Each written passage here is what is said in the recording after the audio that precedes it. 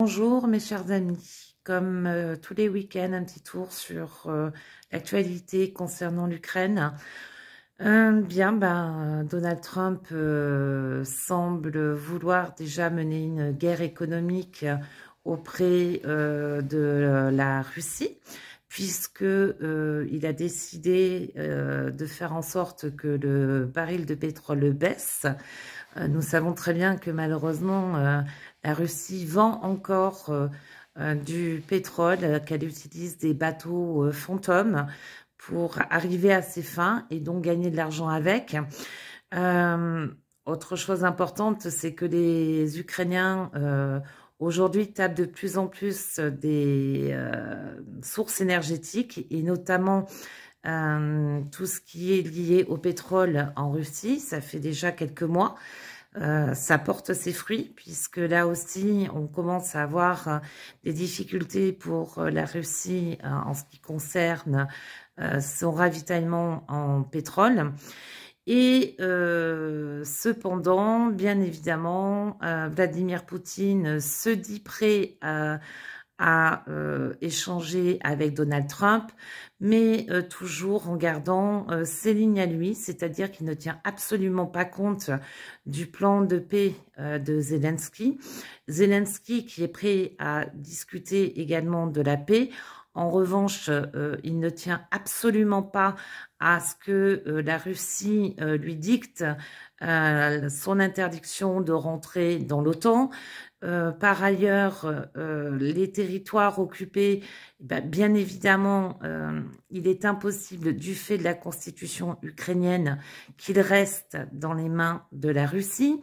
Or, nous savons très bien que les Russes n'attendent qu'une chose, c'est donc de récupérer ces 20% de territoire ukrainien.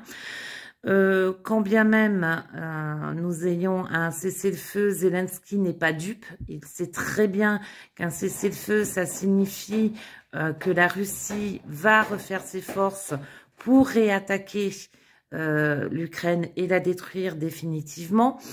Et nous avons comme information aussi que 50 000 hommes des forces armées des pays de l'Union européenne seraient mis en face de la Russie. Donc tout se met en place comme l'attend Poutine depuis longtemps. Ce qui me désole, c'est qu'on est en train de rentrer dans le piège de Poutine, qui n'attend qu'une chose, donc, eh bien, c'est se retrouver en face de l'Union européenne sur les frontières gelées qu'il réclame sur l'Ukraine.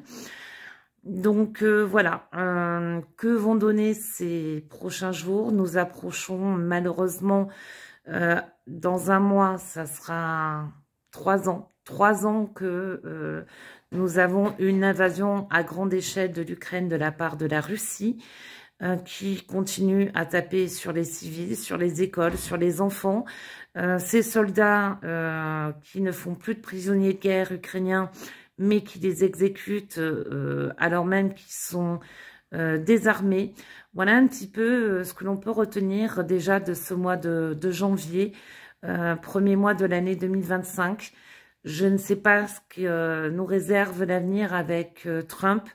Quand bien même une paix pourrait avoir lieu en Ukraine, il faut qu'elle soit juste et que le peuple ukrainien n'ait pas cette impression de capitulation. Il est hors de question.